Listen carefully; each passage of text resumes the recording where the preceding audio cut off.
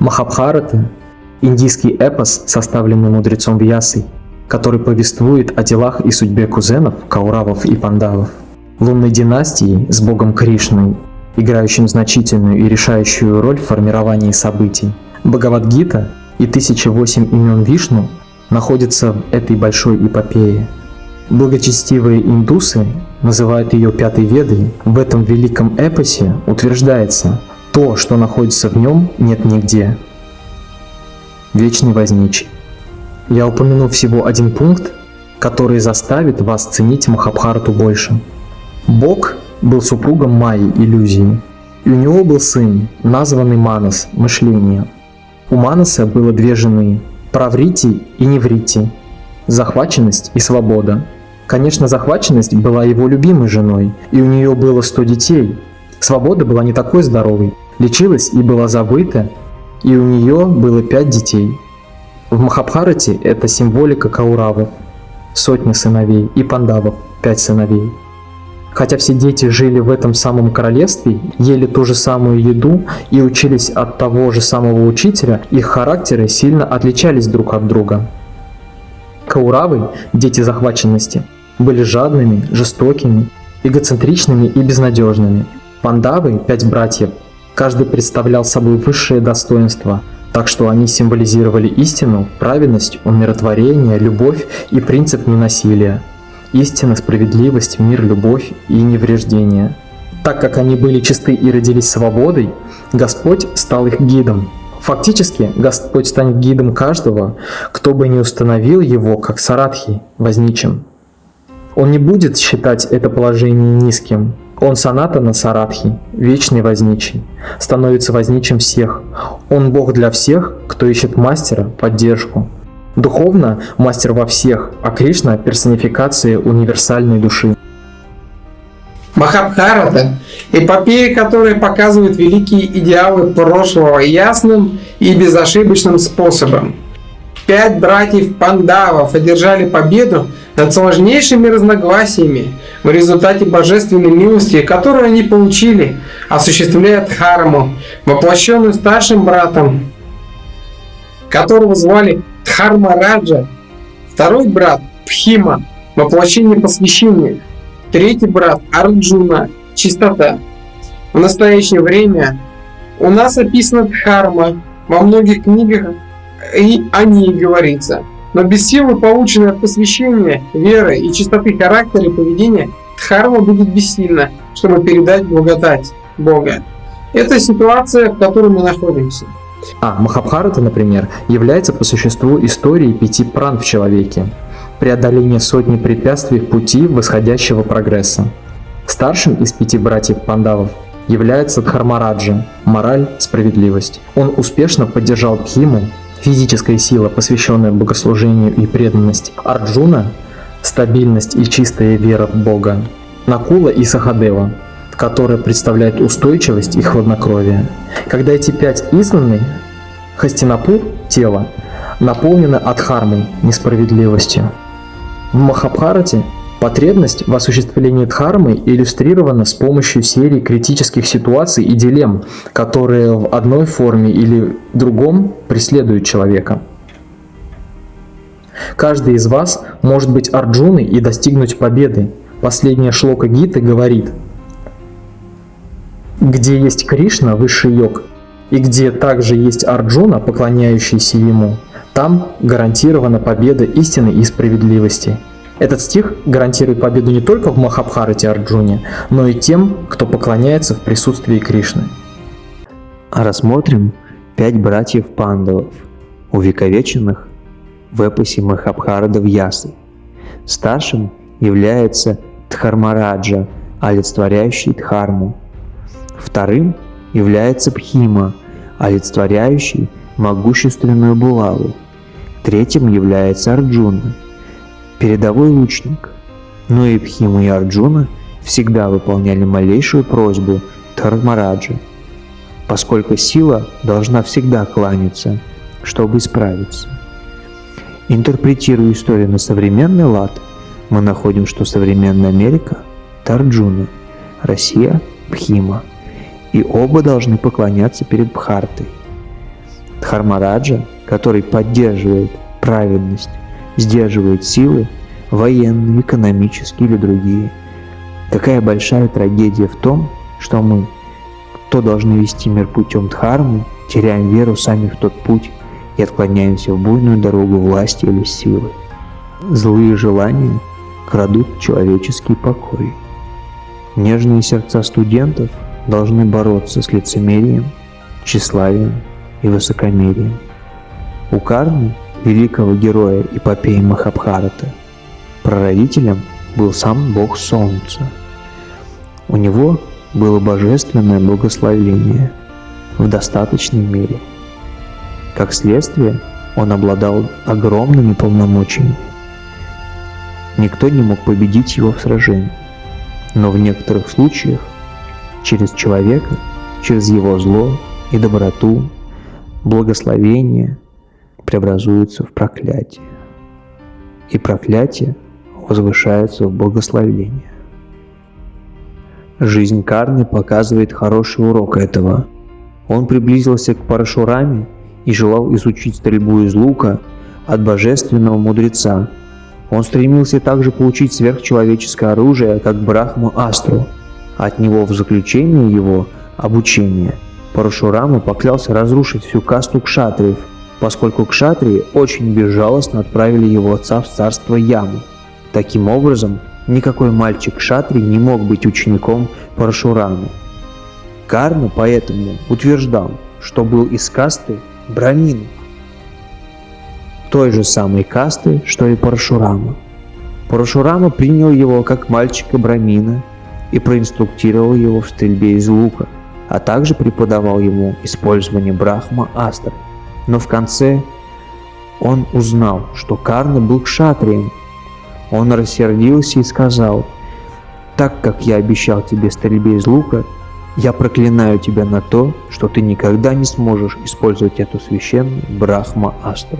Поэтому, когда вы приближаетесь к наставнику, вы не должны пытаться обмануть его. Не позволяйте находиться там никаким следам эго. Не таите или преувеличивайте. Не выставляйте на показ свое приобретение знаний или богатства, или физическую силу. Будьте его учеником и учитесь от него дисциплинированным и скромным образом. Так как Карна был высокомерен и хитер, он должен был потерпеть поражение в руках братьев Пандавов. Возьмем Махабхарату. Якша, охранявший озеро, убил всех 4 братьев Панду. Они лежали на земле. Старший брат Дхармараджа пошел туда, чтобы встретить его, и Якша велел ему ответить на вопросы, на которые не смогли ответить другие. И он ответил правильно. Якша обрадовался и дал ему на выбор благословение. Он мог оживить только одного среди 4 братьев, которые лежали мертвыми. И кого выбрал Дхармараджа? Не Бхиму, который был бы его правой рукой в ближайшем сражении против Кауравов, не Арджуну, который был лучником самых высоких достижений, но Накулу, сына его мачехи, Мадри. Даже Якша был удивлен. Он спросил причину. Дхармараджа сказал, что у его матери он остался один из выживших сыновей, и у его мачехи также должен быть живой сын. Это достоинство было мерой его принадлежности к Дхарме. Тогда люди жили ради Дхармы, теперь идеал богатства – Дхану. Когда Дурьодхане нужно было столкнуться в поединке, он сам выбрал врага, достойного его. Бхима, когда ему также попадался более слабый конкурент, считал неподходящим бороться с более слабым противником. Гита – один текст, в котором вы можете получить полную картину природы и особенностей аватаров. Он действует как друг, компаньон, возничий, учитель, гид и опекун своих приверженцев. Война Махабхарата не глава в древней истории. Она имеет место в каждой человеческой груди между силами добра и зла.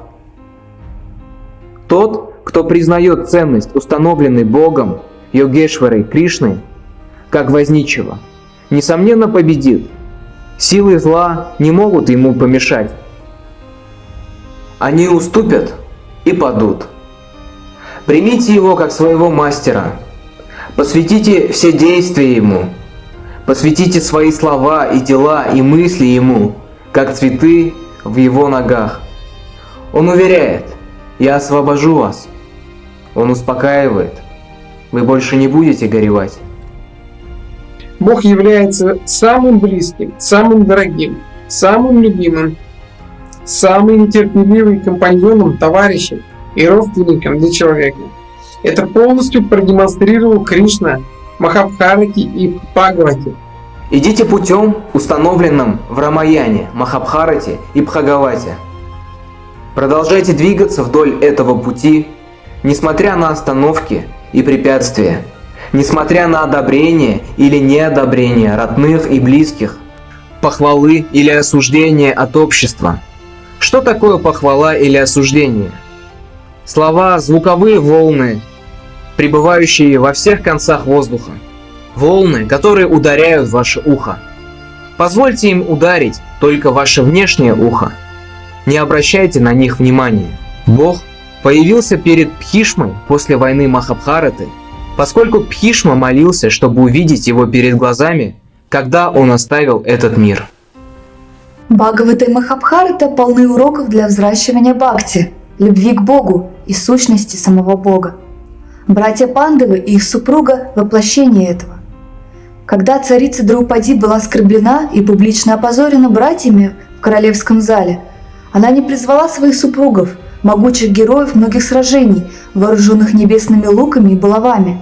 Она призвала Кришну, поскольку знала, что он был ее самым близким родственником, щитом и мечом. Человек по имени Рама должен быть вдохновителем этого имени, проявить в себе качества, которые привели Раму к бессмертию, что достигло его имя. Если человек носит имя Дхармапутра, сын справедливости, это только позорное бремя, если он не оправдает его, будучи столь же справедливым, каким был Дхармапутра Махабхараты. Или, по крайней мере, пытаясь быть лучше, проявляя дхарму достоинства в своей жизни. Рамаяна и Махабхарата – хранилище знаний для ищущих мира.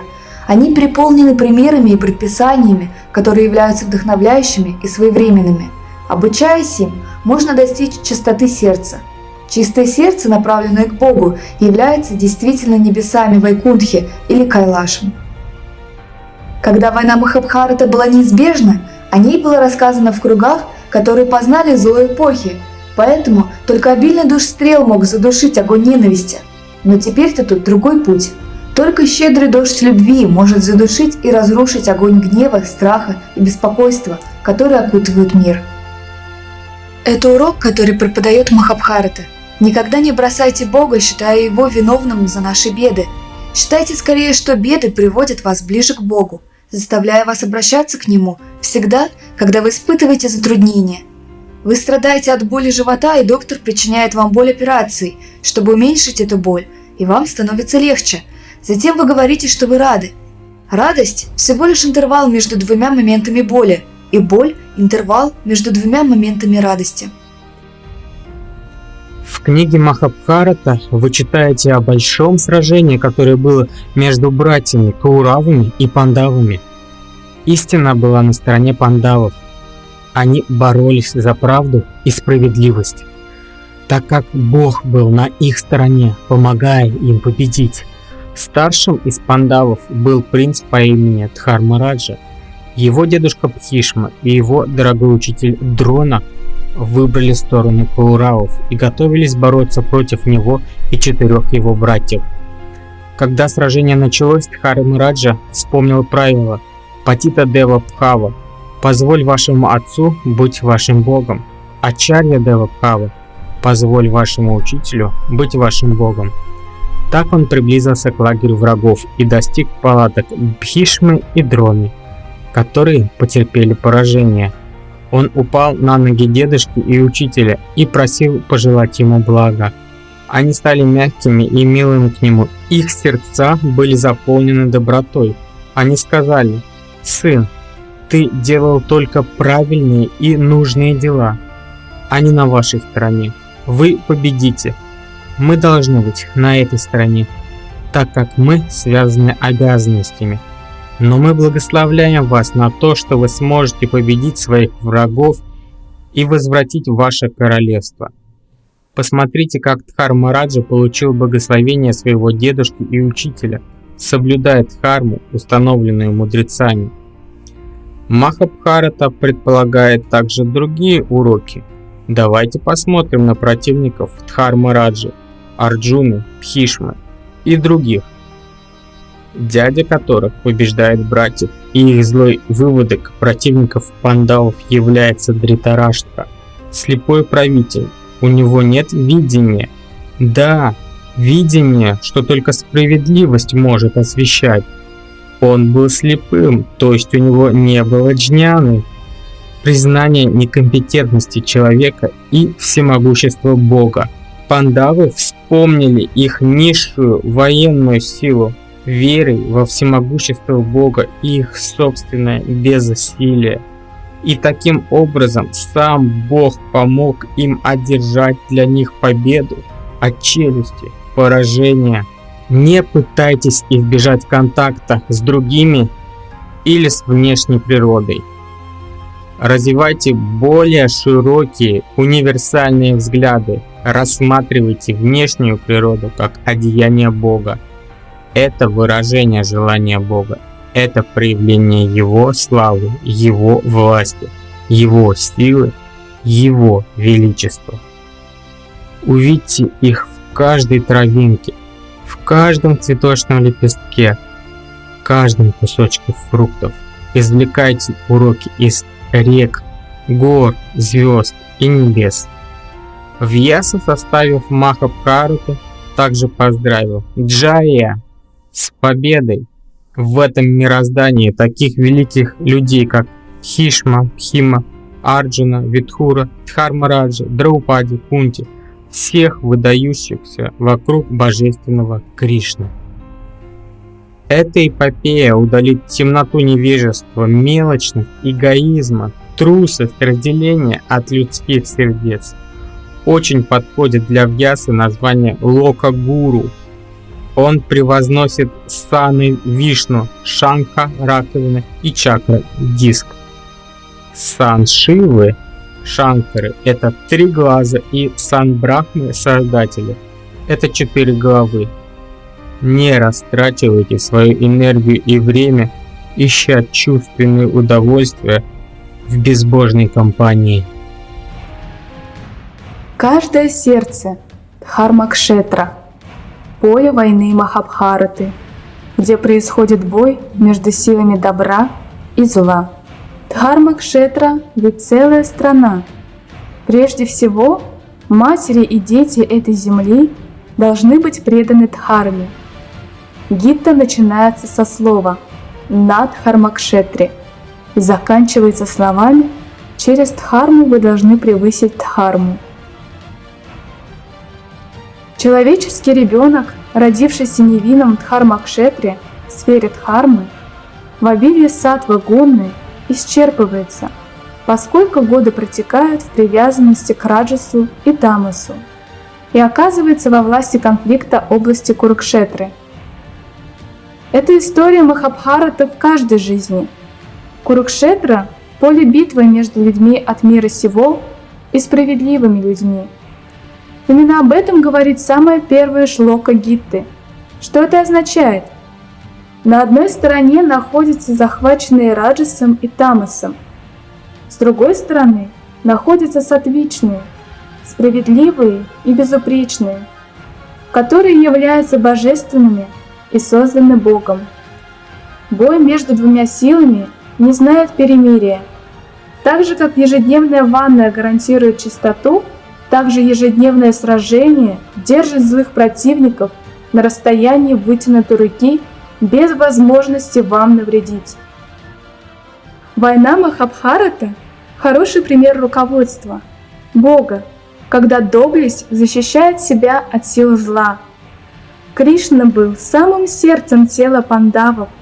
Дхармараджа, старший из 5 братьев, был головой. Бхима, второй брат, был животом. Арджуна, третий, был руками, Накула и Сахадева, близнецы, были ногами. Бог не будет просто говорить и руководить из сердца. Он будет самостоятельным сердцем, если вы молитесь Ему. Он благословит вас. Махабхарата объявляет, что у одного только Арджуны были способности и умения, чтобы сломать лабиринт рождений и смертей, путаницы желаний и действий. Почему? Поскольку Арджуна был избавлен от эго и мог обуздать свою хитрость. Через один только чистый ум цепь может быть сломлена, очищенная от путаницы. Чистый ум ясно отражает действительность, реальность Бога, который является сам, также является основой объективного мира. Чистый ум приносит совершенство мудрости. Бог находится в каждой частице Вселенной. Есть 4 стадии в получении милости Бога. Первое – принесение ума Богу. Второе – избранная форма Бога, которая растворяет ум. Третье – установка, форма в сердце. И четвертое – посвящение всех дел и всей собственности в форме Бога. У вас есть яркий пример того, кто успешно путешествовал через эти стадии и понял цель жизни. В Махабхарате это Экалавья. Хотя Дроначарья отказался принимать его как своего ученика, Экалавья присоединился мысленно к нему как гуру. Он остановил его в сердце, и в конце он предложил к его стопам все навыки, что он получил, почитая Дроначарью. В Махабхарате есть прекрасная история о том, что Бог может принять ужасные аспекты, чтобы исследовать достижения и установить правоту успеха, засвидетельствован в истории Майюрадхваджи. Пандавы праздновали Ашваметха Яджну, а в той церемонии выпустили выбранную лошадь так, чтобы она могла бегать по всей земле. Кто останавливает и связывает лошадь, бросает вызов для битвы, и после своего поражения должен вернуть лошадь. Майюрадхваджа – великий приверженец Кришны, добродетельный правитель, мудрец и учивший Веды. Человек глубокого сострадания поймал лошадь. Арджуна, герой Пандавов, решил сразиться с ним. Но Кришна посоветовал ему воздержаться. Для этого он решил продемонстрировать Арджуне преданность Майюрадхваджи, который далеко превзошел его в том, он также желал объявить целому миру высоты, которых Майюрадхваджи мог достигнуть в сфере самопожертвования и правдивости. Так он предложил, чтобы они с Арджуной продолжили двигаться к дворцу Майюрадхваджи под маской пары браминов, ищущих еду. Король их приветствовал, предложив им богатое гостеприимство. Но прежде чем они могли наполнить себе рот, Кришна остановился очень существенно и рассказал рассказ о своем горе. «Прослушайте, о мягкосердечный император, поскольку мы приехали через лес, на границе вашей империи тигр унес маленького сына моего друга. Прежде чем мы смогли найти животное, оно проглотило половину тела, но, слушав наше жалобное обращение, обещало освободить мальчика и возродить его, осознающий нас, если мы дадим взамену одну половину тела чистого и святого императора земли Майюрадхавы. Как мы сможем соединить ваше гостеприимство с этими муками в наших сердцах? Обещание дать тигру половину вашего тела в обмен на полный живой организм этого мальчика-брамина, и затем мы разделим ваше гостеприимство». Майюрадхва согласился с огромным удовольствием. Когда они пообедали, он сел на полу и приготовил свою королеву и сына к видению его тела в 2 половинах. Они обдумали с браминами и начали операцию отделения. Они увидели слезы в левом глазу короля. Кришна сказал: «Он делает нам обещанный подарок со слезами, не с чистой готовностью. Я не могу принять ничто, данное со слезами».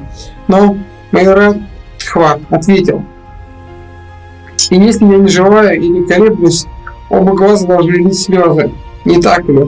Только левый глаз теряет их. И причина – это правая половина. Используется в очень священной цели, чтобы спасти человека от жестокой смерти.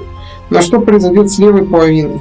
Выброшенная, чтобы быть съеденным собаками и стервятниками, так левая половина плачет, а правая половина ликует, что она принесет такую пользу. В тот момент Кришна проявился великому Майорадхавой во всей его славе и величии. Он благословил его тем, что он установит Кришну всегда в своем сердце, и что он будет блаженно доволен. Арджуна понял, что он был приверженцем Кришны, намного более сильным, чем был он со своей гордостью, и был унижен. Смирение Майорадхавы было вознаграждено. Тесты, такие как эти, являются доказательством величия, а не гнева. Ужасный аспект Бога не ужасен в сущности. Бог описан в духовных текстах, а Он сама сладость. Как сладость может когда-либо стать горькой. Божественность безупречно чистое зеркало. Вы видите в нем свое собственное отражение. Когда у вас будут низкие наклонности, отражение, которое вы видите, вселит страх в вас. Когда у вас будут мягкие безопасные наклонности, отражение будет нежным и мягким. Не возлагайте вину на божественность, поскольку выбор делаете вы. Когда все идет хорошо, вы говорите, что Бог близко подошел к вам. Когда что-то идет не так, как надо, вы говорите, что Бог покинул вас и ушел вдаль. Он не отодвигается далеко или близко. Расстояние от Него до вас такое же, как расстояние от вас до Него. Он везде. Он всегда находится в вашем сердце. Признайте Его там, примите Его как самого близкого вам. Он ваше собственное Я. Не ужасный, не нежный, Он просто есть. Вьяса и Вальмики оба выгравированы на золотом холсте поэзии вечные ценности Дхармы. Вьяса составил картину братьев Панду, на которых охотились, подвергали пыткам, преследовали, ссылали, обедняли, оскорбляли, но все же не сломали их, потому что они полагались на справедливость, которая появилась торжественно в конце через благость Божию, которая была их вознаграждением. Вальмики также изобразил Раму, прекрасно терпевшего хладнокровие различных категорий, неся факел Дхармы с его пламенем, не потухшим даже в самом великом шторме. Праведность спасает тех, кто справедлив. Это вывод Махабхараты Вьясы и Рамаяны Вальмики. Практикуйте это с преданностью, это спасет вас, выдержит вас, усилит вас.